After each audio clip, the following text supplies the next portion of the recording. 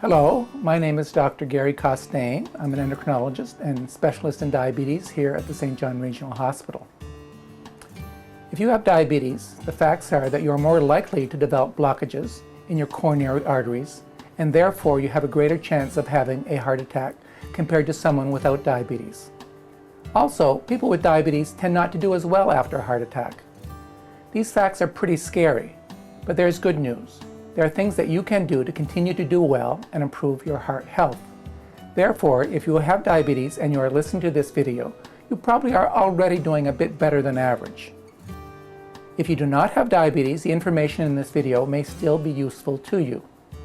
People without diabetes who have a heart attack are more than twice as likely to develop diabetes over the next 5 years. This is probably because of an underlying tendency in diabetes we call insulin resistance. So pay attention. Individuals with diabetes, whether or not they have had a heart attack, need to pay attention to the ABCs. A is for A1C, a measure of blood sugar control. We will discuss this in more detail later. B is for blood pressure. People with diabetes are at an increased risk of high blood pressure. We generally are aiming for a blood pressure of less than 130/80. C is for cholesterol. We are aiming for an LDL, or bad cholesterol, lower than 2.0 and ideally less than 1.8. Note, the LDL, or bad cholesterol, is not the same thing as a total cholesterol.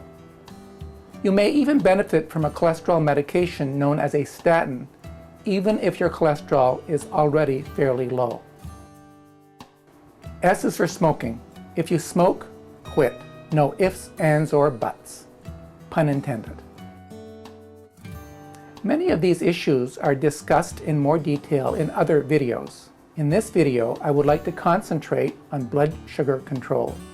Controlling your blood sugars will decrease your chances of developing future blockages in the coronary arteries and decrease your risk of having another heart attack. Better control of diabetes can often be achieved by losing weight, managing your diet, exercising, and monitoring your blood sugars. However, medications and/or insulin are often required. The diabetic diet is the same as a heart-healthy diet. If you are not completely sure what and how you should be eating, ask to meet with a dietitian. Weight loss is important for most of you. Aim to reach and maintain a healthy body weight.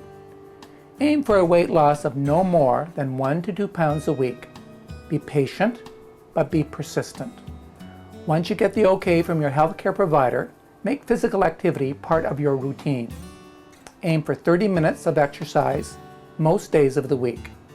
Think of ways to increase physical activity. For example, take the stairs instead of the elevator. Does the weather often interfere with your daily walk? Go to the mall for your walk, but leave your credit card at home. Or invest in a treadmill to use at home on a daily basis. Your healthcare provider may suggest a period of time in a cardiac exercise program to get you started on your lifelong exercise routine.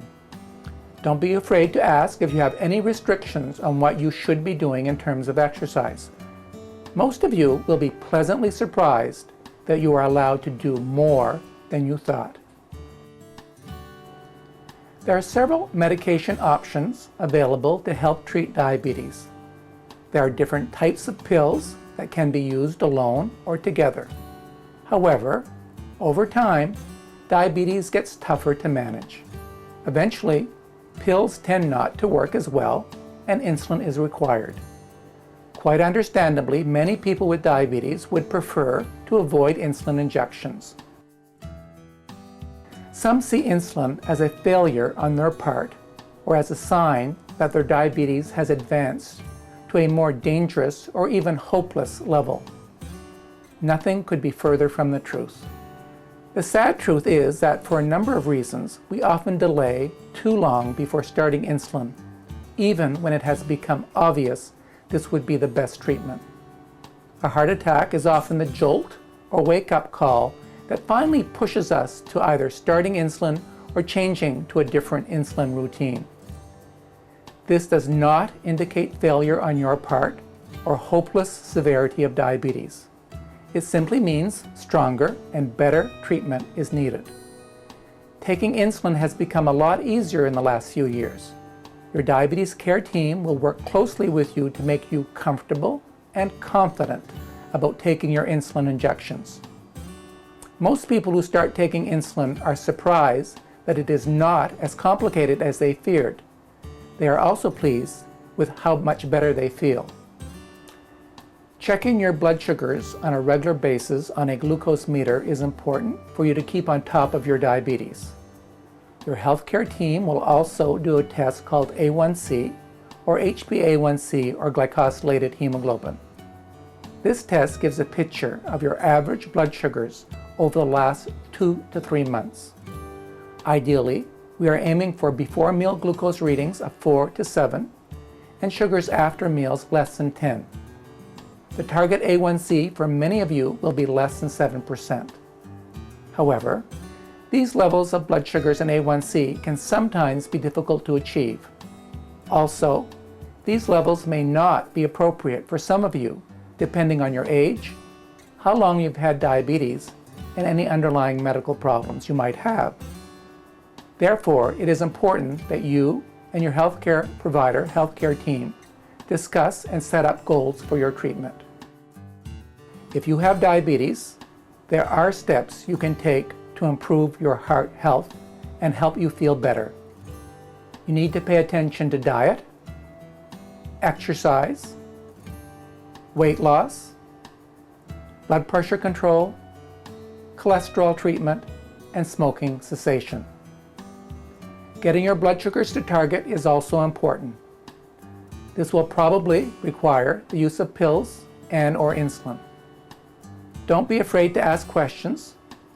Take advantage of the help and guidance offered by your healthcare provider, healthcare team, and the Diabetes Education Center in your community. Thank you.